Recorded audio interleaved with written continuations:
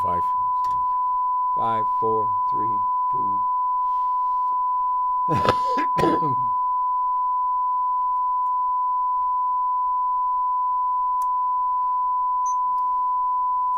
Welcome very much to Conversation. A pleasure. Welcome to the program. Dear friend of mine, we're becoming very more close friends over the time we get associated with one another, and that's James or Jim Vrettos.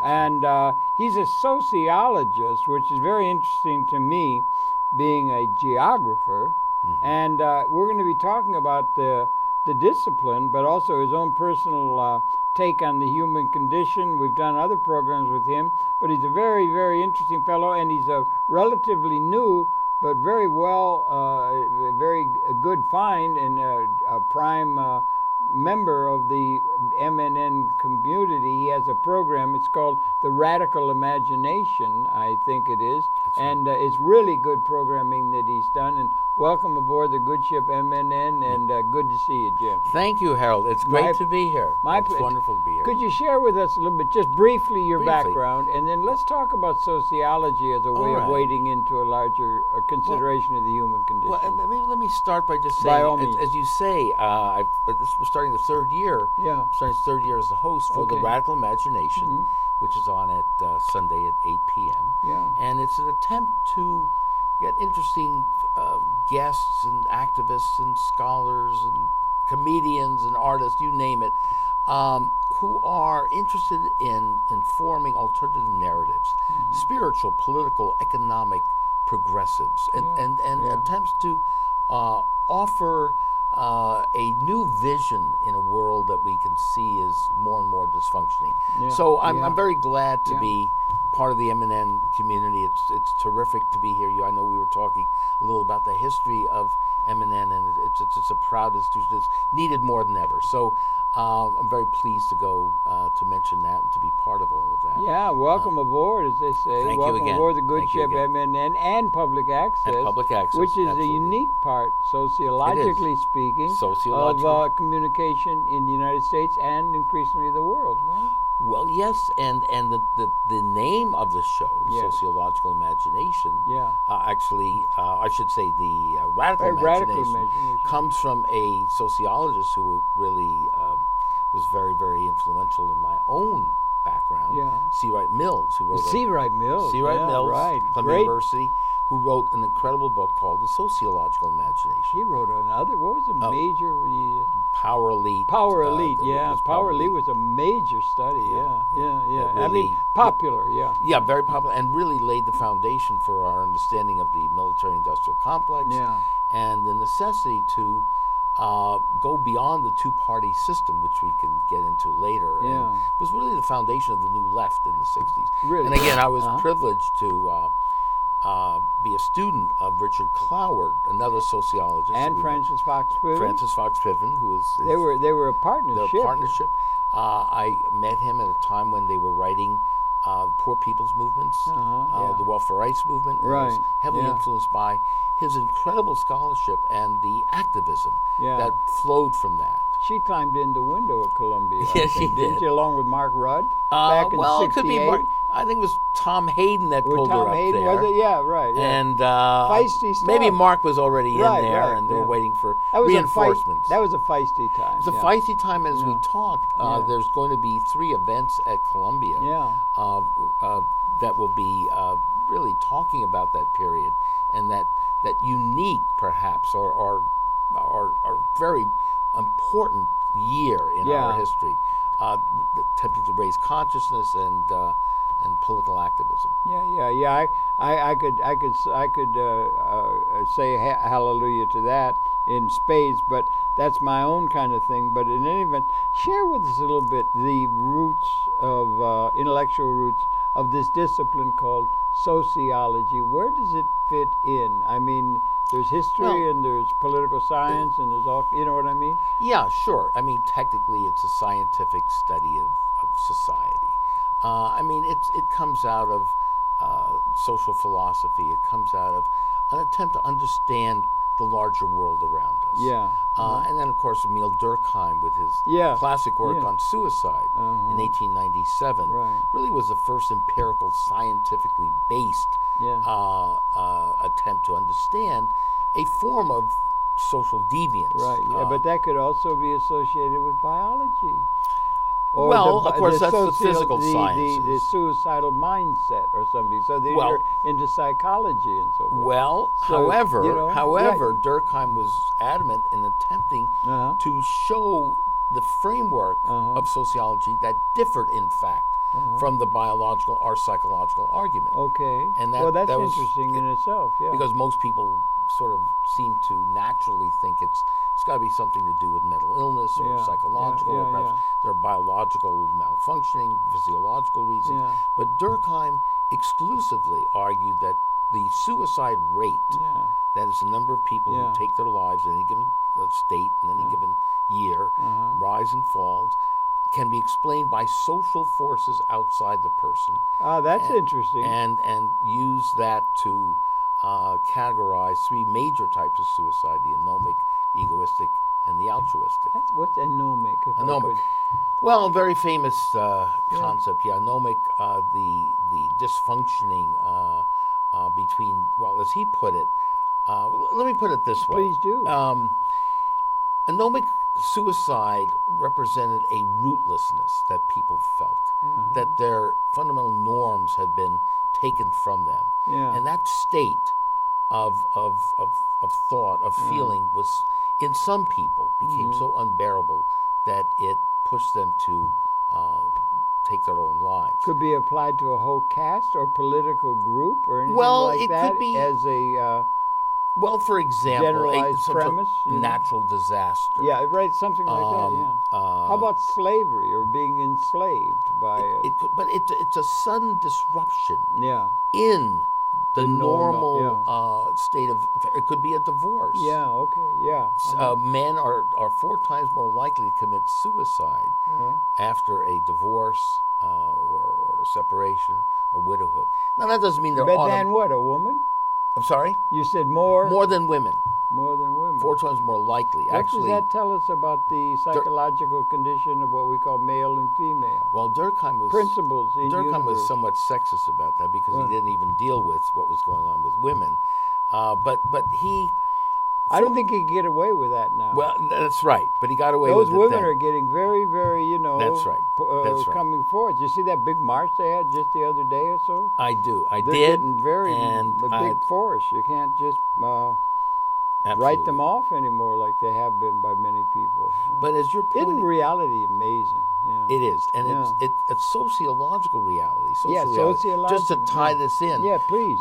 because we are going through a period. We can extrapolate from Durkheim's work. Yeah. It's not just about suicide. It's about people who are in a state of sudden disruption or challenging norms, and that's what I think you're seeing in part. With the women's movement, the Me Too movement, the marches, no longer are certain norms, whether it's in Hollywood or in the media and so on, the political arena and so on, acceptable. And we're going through this period of anomie, which raises the possibility. Where is that energy going to go to? And sociologically, we can talk about possible social movements and the extension of this energy into more long-standing structural changes. I understand anomie was the term that could be seen as negative. Well, They're overcome with anomie. I think it's like inwardness or something, It or a could lack be of touch seen- with reality. It's or a sense something. of questioning. It can be uncomfortable or it can be very creative. Okay, right. Artistic people might be Absolutely. familiar. Yeah. Okay. Absolutely. Right. Okay. To not that's be interesting. Yeah. adjusted Yeah. to a society that is really dysfunctional. Whoever wrote the book, The Sane Society, was Eric that Fromm. That was Eric Fromm was a major. Is he would he I guess be you a would consider sociologist? more of a psychoanalyst, I would believe. Psychoanalyst. How do we make a psychiatrist. distinction between all these major figures, you know, It's of a- intellectual movement of understanding the human condition, or That's the a- larger ecological condition? You know, No, that's a great point, and we were talking about this before Yeah. too. That the academic world tends to categorize and put people in their little academic cubbyholes, and I think that's unfortunate. you do. I do, I mean, there are separate and distinct disciplines. Again, sociology is the scientific study of the social causes of society. So we look beyond the individual.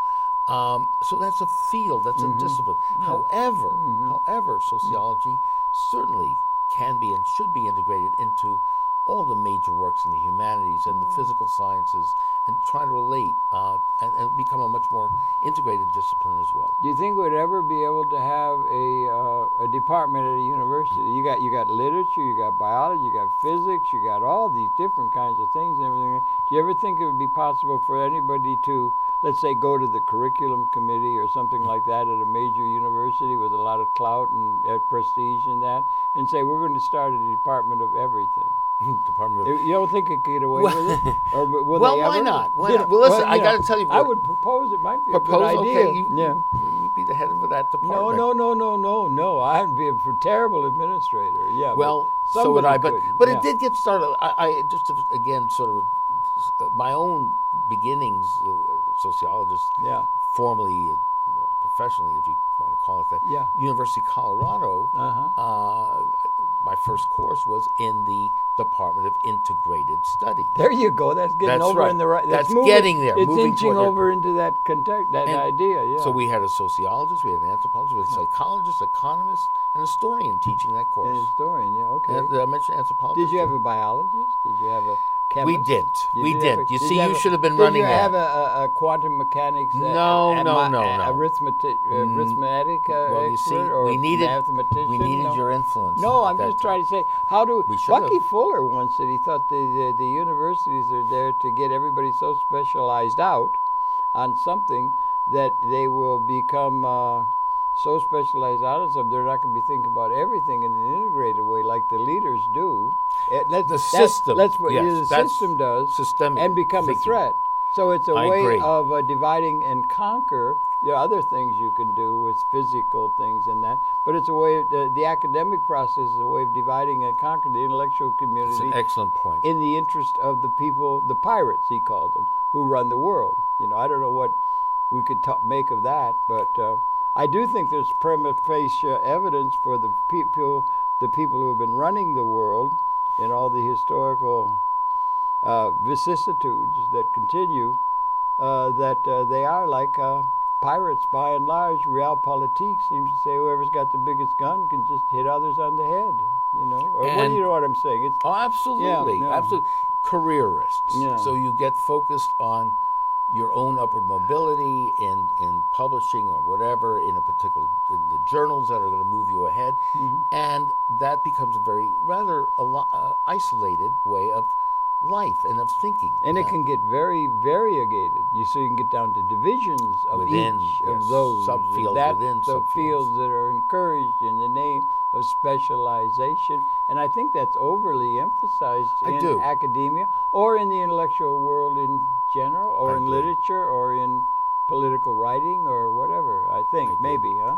I think these great, if you will, universal thinkers are really far and few Who have between. been some of our universal thinkers? Jesus might have been, if we do, or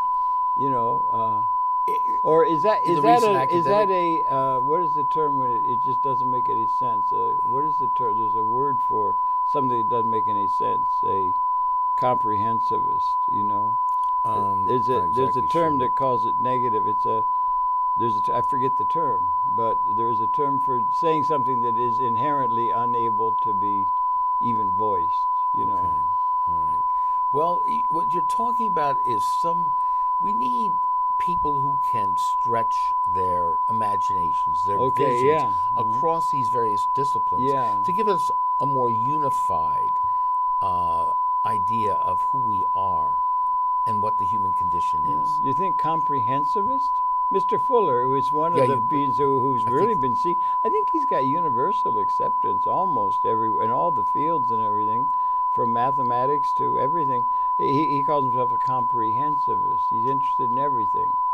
Or we don't have any. Is there any university across the planet that has a department of everything? I was trying to think about that. I doubt it. But all in a historical package yeah, of yeah. historically relevant political adventures of history or something. Well, I'm making a joke in a way. I understand. But and yet, at the other hand, there might be something to be said for that. There's a lot to be said. I You think increasingly with the technology now is making it possible. Integrated we'll get into thinking. the tech. Yeah, okay. Yeah. I know places like Yeah.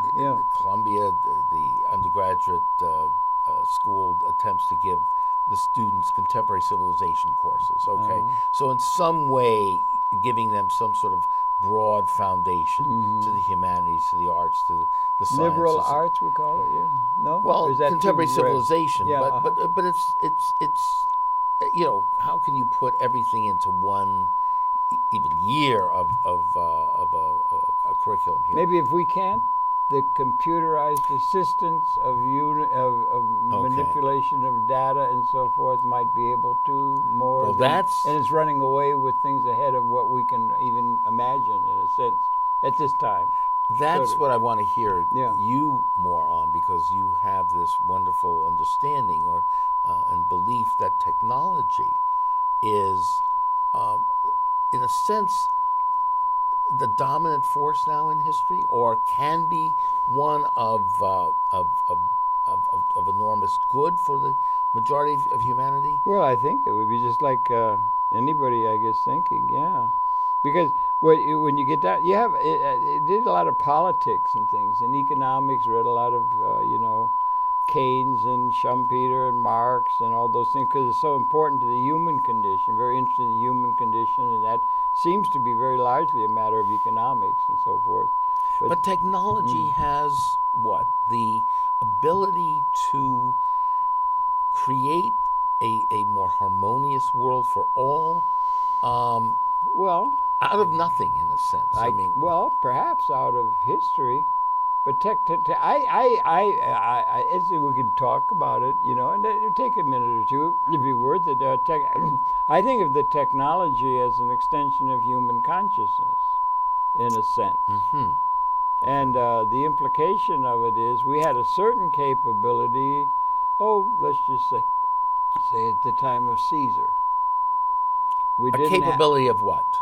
Of extended capability of the technological ability to have an effect upon the material world, the reality. People wanted to have more. They wanted to be satisfied. Yeah, but for instance, at the time, they didn't have the technology to have. Yeah, they could not, right? for instance, go in what we call an aeroplane. It didn't exist. Exactly. Okay, right. Sure. Or there were all kinds of things that the material reality is built from, that kind of thing.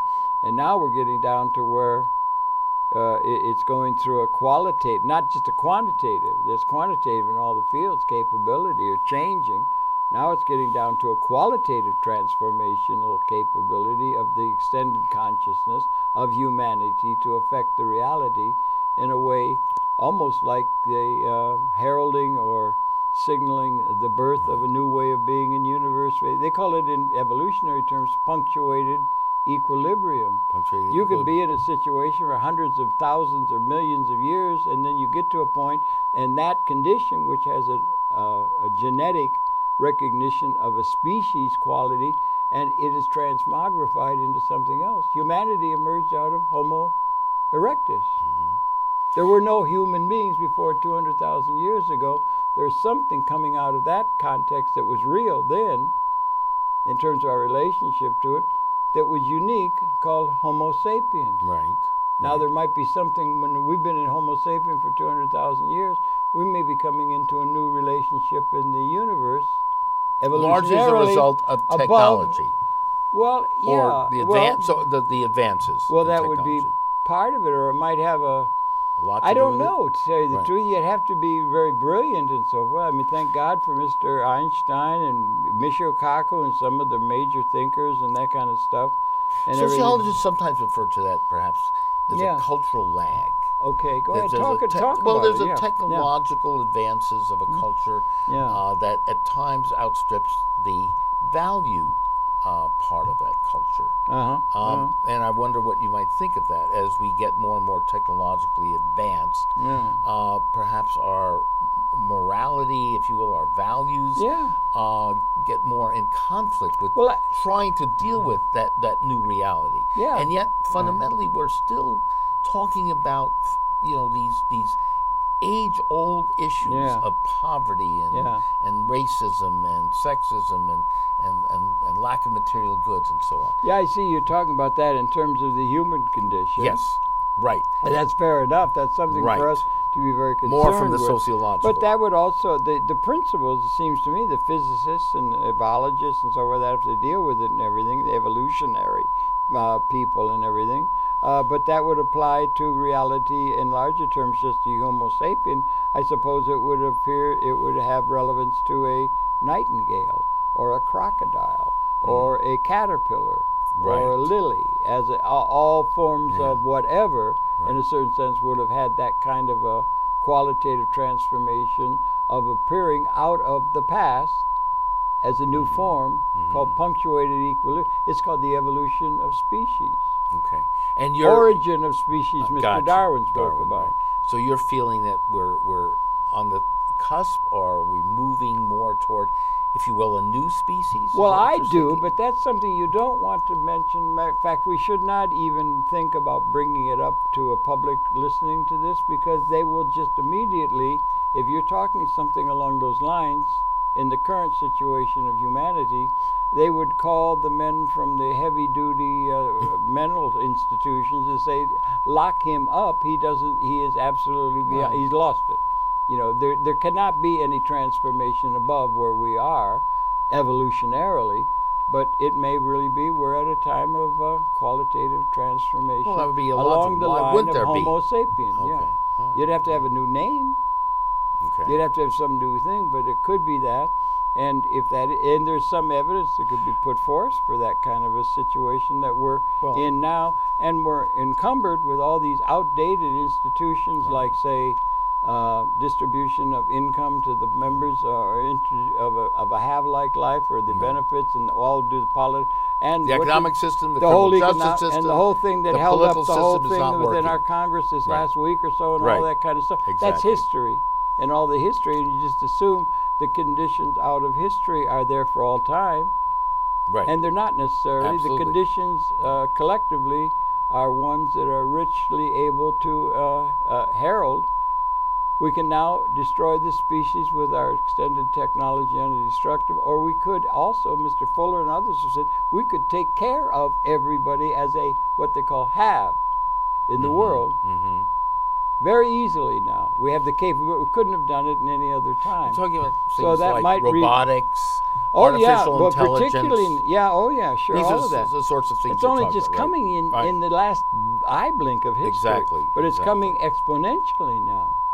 It's coming exponentially, a qualitative transformation. And it's playing hell in our sense of identity with all of our outdated institutions. Transplant of many of our organs Yep. that fail and so on. Yeah, all of that. And also this general thing, we may be transcending a context where it has been assumed zero-sum. I think in every discipline it is. For one to win or one to gain, somebody else has to lose. And there's not nearly enough, never can be enough. There's never enough, never enough, never enough. And that kind of a thing may be... We do have enough. Well, we may have at a co-ate level. Right. We have enough, but we do not have enough to have it get to everybody in order for everybody to realize their full liberated potential. We may be at a time of real liberation out of the limitations that have been there throughout all of history, against which we build all kinds of ethical systems and thinking and all that kind of stuff. And to be at that kind of a time. Now, that's a little hard, 10,000 generations, and that we may be at a time of that kind of a transformative event taking place in this part of the universe, which could resonatingly, synergistically relate us to universe at a level transcendent to what we've been, like a gigantic jam session of a liberated humanity. And the 60s. Which would be... that's right. We want to get that's to that right. too. Yeah, we In get that. They're going to have an 1968 event up at Columbia. Absolutely. Aren't they? Yeah. But that's sort of that, we were talking before about how that period was perhaps what the age of Aquarius here, the age of Well, there was something possibilities. sensed Something in. was going on Yeah. there that you think was Well, a indeed. unique consciousness, Indeed. No, Okay. and it was what it was, I think, was a an break with innate- history. No, not only with history, but with the technological capability. It was laying the groundwork for this existentially significant transformation of technological capability. We call it the internet. Now we got all these communications capabilities, and that's all going exponential now. What about the role of social movements? I have on my Let me "We see. Shall Overcome" button. Reverend William Barber. Good is leading- idea. Okay, good idea. I want to sign on. Where Okay, do I you sign. We'll Yeah. sign you on, and Okay. he's going to have 40 days of Yeah. protests and, Yeah. civil Yeah, disobedience. well, Day after Mother's Day, I think it's Mother's Day is another good idea. That's I don't another think we good give idea. enough credit to the ladies. Exactly. I think thank God for the ladies. Well, Good absolutely, God, absolutely. what a mess it would be without Now the ladies. you use the term God here, but let's. Oh and the yeah, ladies, well that's. we'll get into that now. But okay, but habit. back to social movements. Yeah. These prophetic traditions that Reverend Barber is working on and Yeah. through Yeah. the king. I mean, this all goes back thousands of years to the Yeah. ancient Israelites and the prophets of the Old Testament. Yeah. So, what role do those social movements, Cloward and Piven's welfare rights movement, the civil rights movement, the women's movement, the Yeah. anti-war movement, human volition and will here, and Well, action, in terms of what you're also saying? Well, it may be in terms that about the technological. it may be that there's revolution. growling in the background or something. Because do you see the ladies are really beginning? Who's growling here? Well, for one major group, it's like half of society. They're beginning to say, Yeah. Okay. you will not just Enough is attack me whenever you want to. That's really Okay. coming to be a real thing that's taking, whether it will ever come to be in the footsteps, in some of our political leaders who've gotten away with that kind of thing, that kind of attitude toward half the population. I think that's a leveling thing that's beginning to happen to the benefit of the overall system, I would submit. Right. Bucky Fuller, Bucky Fuller was a major systems or thinker, and he wept when the Equal Rights Amendment was not able to get passed. He wept bitter tears that the Equal Rights Amendment for women didn't get through, So that's part of the human society where there's been a lot of malappropriation of effectiveness in terms of, let's see, at least the political economic context of the society. And causing pain to so many people. Yeah. Whether it's through poverty or the criminal justice Poverty system, has been police brutality. but poverty has been an absolute necessity. There was not enough. There's always never been enough in terms of what you mean by enough now. I mean, there wasn't enough water. There wasn't enough. There was no. How can you imagine living without electricity, and the benefits of electricity, or all of the things that have only come into just in the last eye blink and that. But it took hundred. Well, it's a couple hundred. If the scientists, our fellow people in archaeology and so forth, we've been here about 200,000 years. Our species. We thought it was longer than that and so forth. And that came up a long evolutionary trail in Africa and everything. And that'd be like about 10,000 generations. And in all of that time, it's never been anything like the time in which we come. It's all coming exponentially decreasing. It's coming not just arithmetic. It's coming evolution. It's coming, what do you call the technology now, particularly with robotics, is coming beyond just arithmetic. And there's a radical transformation of consciousness. Well, I would think it would accompany. That would go along. Well, I think there's a lot of angst because it's very hard. And resistance. Yeah, anomie. To some of this. Spell that out a little bit. You're a sociologist. Sociologist. Now, do you have a lot of friends or colleagues in the realm of psychology or psychiatry? I do. I would think. My wife is a therapist. Is she? Yeah. Okay. A psychotherapist. So you would have an appreciation of the bridge there. I do. Okay, maybe you could share with us. That's an important part of the human condition. Well, I think that Durkheim had an axe to grind to a certain extent to establish the field. No. I think he was he was very socially deterministic. He was trying to make an argument that the social forces were all powerful, and we need to account for them. Yeah. But no, I think that people in the discipline today are more broad-minded and try to incorporate. More civilized.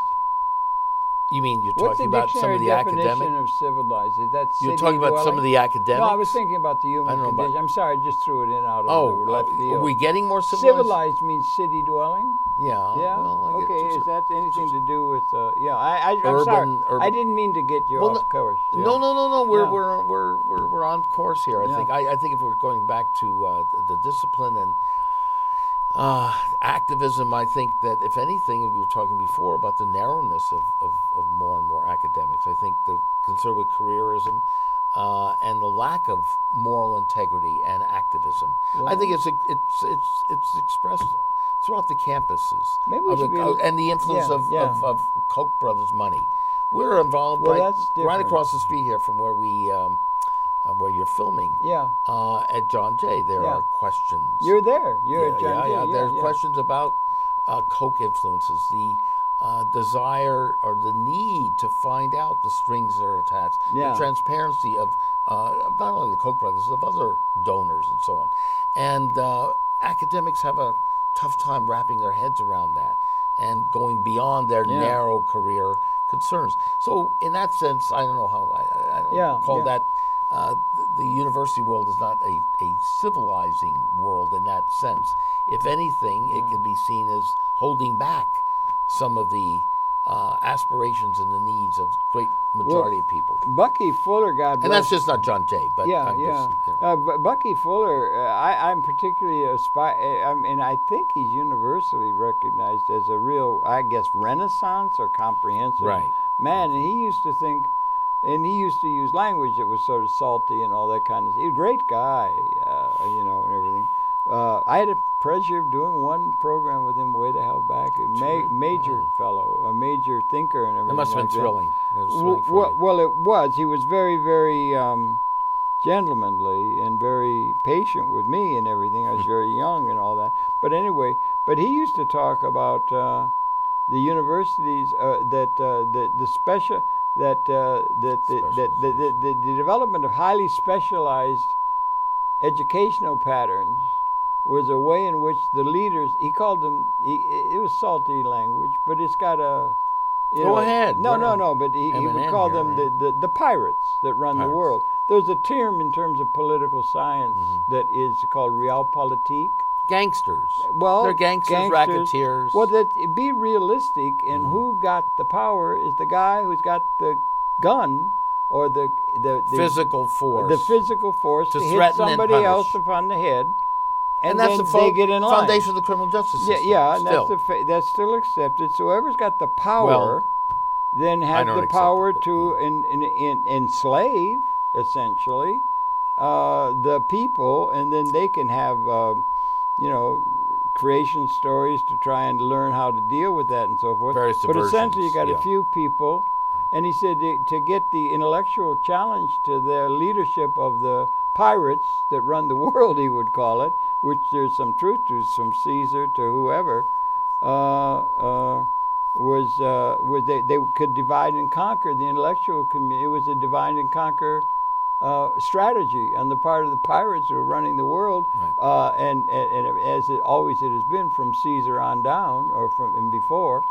Or, And of course, that's Noam just the way it is. Chomsky's famous book on the new American Mandarins. Manufacturing consent. No, the Mandarins. Harvard, The Mandarins of the that he wrote back in '68, I guess, too, in the '60s. Yeah. The Great. new American Mandarins. Okay. Well, yeah. It's the same stuff. Well, same the thing you're American talking or about. world Mandarins. I mean, Caesar Kowtowing, Caesar exactly. wasn't an American, but he was a pirate that ran the world, and those people who have the power can intimidate the others into submitting to their rule and their ideas of, and it's called realpolitik. Absolutely. It And I still want to know, functions as the and basis how of does our politics. Bucky and your perspective on technology here aid us to move way beyond what most of history has been?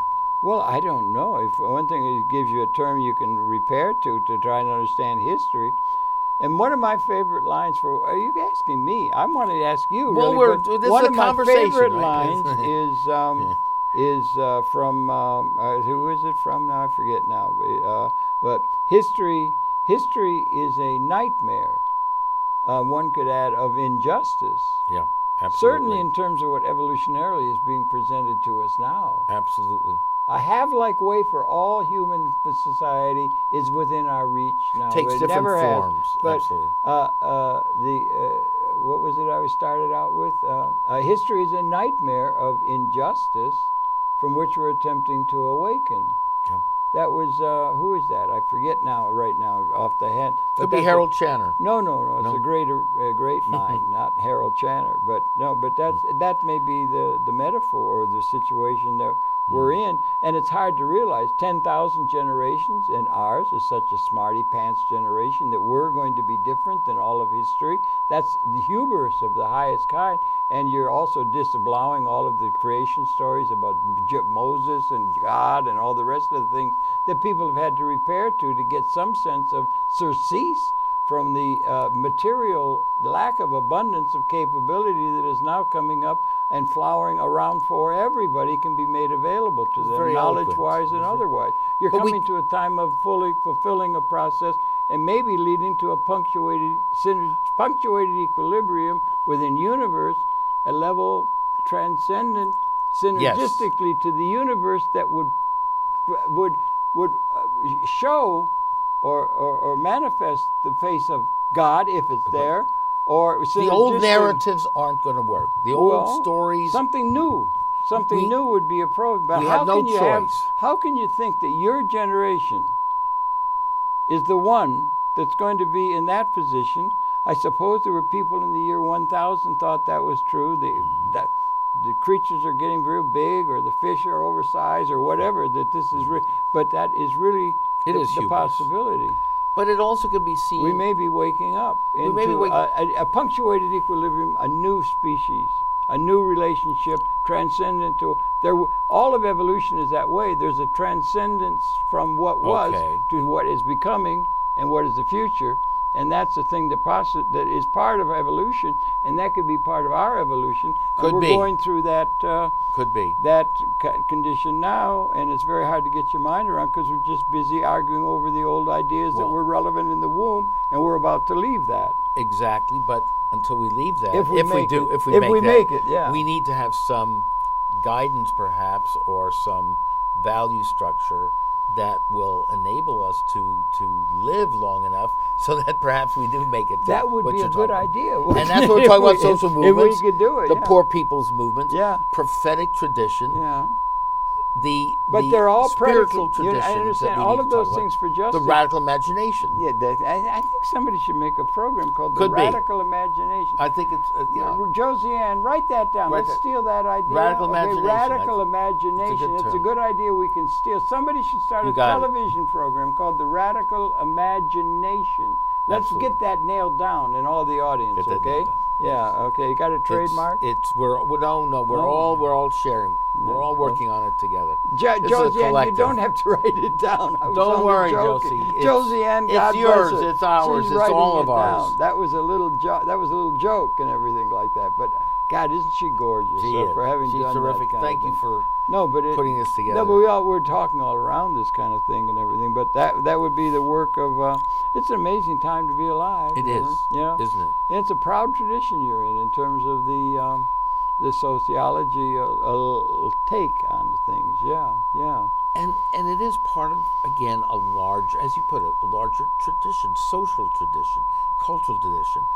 We as individuals manifest and are part of that, and that's, again, sociology. Yeah. Getting us to understand our the influence of these much larger social forces, community, race, gender, religion, and so on, class, enables us to understand ourselves, our unique I think it's true, abilities. Don't you? I think it is true, yeah. That's what affected me when I was a kid. What do you think are some of the developments that we might be encouraging in this? And let's just veer off a little bit from what I was talking about is stuff that's going to happen by this weekend or something. It's not like that. It's a larger thing. But what are some of the things that we could encourage in the upcoming generation in terms of state of mind or way of thinking? Well, you know what I've been that working... would be encouraging this idea. One of the people I've had on my show Yeah. a number of times. You've had good people. Yeah. Thank you. Yeah, I yeah. appreciate it. And I'm very That's fortunate, public blessed. access. See, Public access Public makes that access happen. could be the place where the best stuff is Absolutely. going to emerge. Yeah. I agree. There's And we're a freedom in there. We're yeah. not censored. We can say whatever we want. And Josie Ann at the controls. absolutely. And other good people. Yeah, right. Zaneta up on 104th Street. There where you go. I, Yeah, where Zaneta Mendez, right? Mendez, Yeah, yes. right. She's great. Zaneta's an old friend. Absolutely. Yeah, it's a But- major institution we're part of. And that's part of an institutional structure that has a certain quality that could be more relevant in terms of educating the population. The media. The Yeah, social the media. There's media, far and yeah. few between on that. Yeah. To bring it back to the Koch brothers, Oh, yeah. journalists like Jane Mayer. I don't know. Jane. Okay, who wrote Yeah. Dark Money, who really began to expose the donor class and the Koch brother influence on campuses.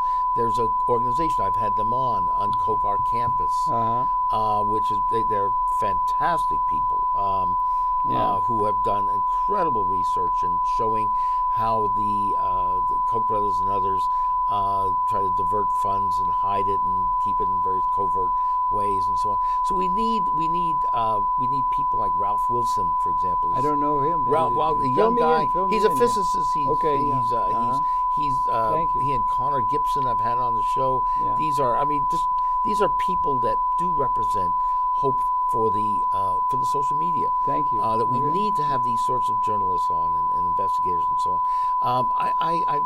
Gosh, I could go through so many people that have been on the show, but comes to mind Jim Gilligan, who's a psychiatrist who wrote. These are all guests that you've There's been guests, Good. and it's in the archive. it's in the archives. It's in the Akashic record, That's right. as they know. You know Absolutely. what I mean? And Yeah. technologically, we have advanced to the point where we can have all these things, and it's wonderful. I think But- the whole story of human knowledge is going to be put into multimedia, I think you're probably right. including magnificent presentations of filmic history and so forth. Absolutely. And- I just want to be a little concrete because Concrete with me, that's a hard thing to do. Because no, I'm well, all me over the too. place. Yeah. We are, Yeah. but again, a sociologist is a criminologist, and being very involved in this world. Jim Gilligan is somebody who has, in an incredibly scholarly way, talk about a Renaissance thinker. Yeah. He's focused on issues of violence. He's involved in new work now on violence, religion, and morality. Violence. And religion. Violence is an image quest. Does that make any sense? Well, I'm not exactly sure. Well, we've had these cycles of violence, and Yeah. oftentimes morality is used to justify and perpetuate it, and Or combat it. Yeah. Our Or- attempts to an organized yeah. religion has often fostered some of that. Yeah. But what I want to do is bring some of his work, concrete work that he ran the mental hygiene departments in the Massachusetts prison system Oh, for right. over 20 years. What time frame? Oh, this was back in the 80s and 90s. of and this so on. century. Yes, Yeah, okay, yes, yes. okay, yeah. And the major point I want to get at here Yeah. is how this consciousness raising can be impacted and bringing about and help bring about really fundamental changes in policy. Consciousness raising. That's Yes, an interesting and I think what concept. he's absolutely. I think what he's done is he's shown the total futile part of perpetuating the idea of punishment in the criminal justice system, the idea of retribution. So what we need to do at this point is have a totally new consciousness about this system, and a transformation in which we unfortunately still need to constrain and restrain certain people, but it is done therapeutically. There's no punishment. Nurturing and radical love is what is necessary. Education. People who abuse others, who are violent toward others, invariably have been punished themselves and have experienced high levels of violence. So we have got to learn that. There's a whole train of cause and effect. Exactly, in that, yeah, exactly. all the way back. So yeah. his work and along with people like Angela Davis and Michelle Alexander. Oh, Michelle, she's on black. Yes. She's writing on the black people. right? Well, she wrote A a book. incredible book on the new Jim Crow mass incarceration. Yeah, The she's age of- great. I've She's seen great her. too. Thank she's great God too. for the women. Thank yeah. God. And she's actually going to be at Riverside Church with Really? Yeah. Naomi Klein. Naomi Klein's really sharp. She's really good. February 15th. But Yeah. last point on, okay, so Gilligan's She's really ideas, smart, the consciousness raising would end mass incarceration, would end the drug war. I've had Carl Hart on my show as well, the neuroscientist at Columbia, who's in the forefront of, we've got to have new narratives, new ways of labeling, new ways of thinking of people. It's not a drug war. It's about people who have issues, problems that are rooted in the economic and political system and so on. So that's what we need to do. End mass incarceration, end drug wars. That's what the sort of consciousness raising, I think Buckminster Fuller would understand. Fuller was a major. We need a full-blown and healthy women's movement. I think they're taking that under their own to help men unlearn. You see that another huge march they had the other day. Well, like it's about the marches, and it's about learning, and it's about education. Now we're in public access, and we're in communication, and Yes. I wonder if I could bring something up in that regard. Okay. Now, I have just, as lots, just been going along in terms of the technology of, let's just say, multimedia. We're in multimedia here, and multimedia in the full sense of the word and everything. And I've just come in sort of contact with the full dimensions of the internet and everything, and then you got this, what do you call it, smartphones and all this kind of stuff and everything. But you got multimedia, say television. Or multimedia and television rather than print, and everything, and that it's got on. If I understand it, I don't know how to make it work very well, but there's 1,998 channels. But this is the technology that could get us the information you're talking about. No, what I'm trying to tell you is that I think it's something that's a lot. It used to be one. Right. I can remember when there were. Well, 247. I was doing television before there was television. I mean, I swear to God, it came within. It just came. There was no television when I was young. It didn't exist. Only radio. So we're going through in one generation, it started like in the early, some more than a generation in my case, but the early 40s, right? But the point being, if I may, is that I think the story of human knowledge, and I think we're going very rapidly into not only information technology, which is going exponential. It's going exponential, right? And also it's now transmogrifying into robotics. Agree. It's going exponential into robotics. And I think we're getting down to the point where the store of human knowledge, I think, is very likely going to be put into multimedia terms. I can hardly find anything in terms of fare. Let's say what you would call movie fare or something. The whole store of human knowledge should be put into a way that the stories are so intellectually correct in all these various fields, in the excitingness of them all. They should be put into a context that could be understood by everybody without a single letter of the alphabet. It's all multimedia stories. And we understand that history. What does that No, then there's a concomitant thing that should go with it that would be Yes. a guide. No, it would be a lodestar of something that the intellectual community could do. I think one of the most important things the they faith could do, community? Well, the faith community. I'm not very much a person of faith. I don't believe in most of those creation stories. But let me say again: a Martin Luther King, a Gandhi, a Reverend Barber. Well, those are all people to be responsible of the faith. Abraham Joshua Heschel. I mean, from that prophetic tradition, it's ecumenical. It goes beyond. But also the things like what is that lodestar we need? The lodestar would be evolutionary. I mean, the incredible realities of the universe that we understand. There's practically nothing there. It's all selling products and things.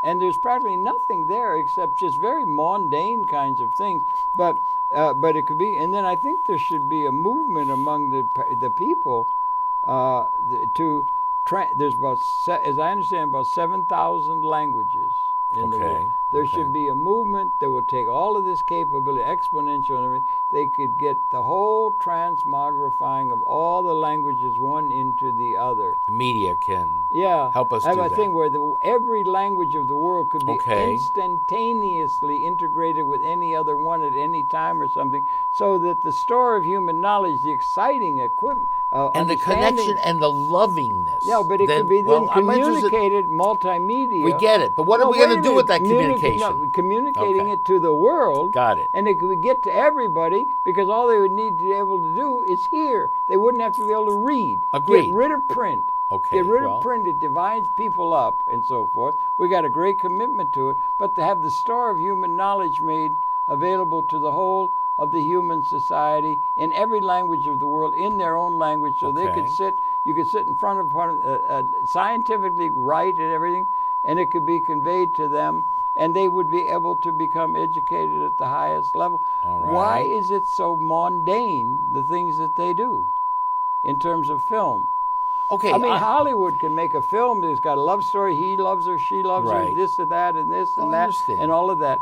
But what the store of human knowledge intellectually could be presented without all these books.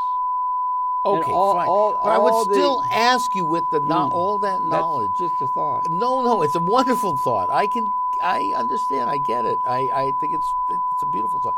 But what does that then, would that naturally, normally determine in some sort of deterministic way, or how does that help us become better human beings, kinder, more decent people, Well, I don't know. more ethical, if you will? I don't know, to tell you the truth, Jimmy. Okay, or more. Jimmy, can I call you Jimmy? Absolutely. Is Whatever it you want to okay, call me. Jimmy or Yeah, James? Jim, What do you Jim, like? whatever you like. James, Jimmy? Mother called me Jimmy Jamie. boy? It could Jimmy, be Jamie. Jamie, No? Jimmy. It doesn't. Okay, James. Okay. All right.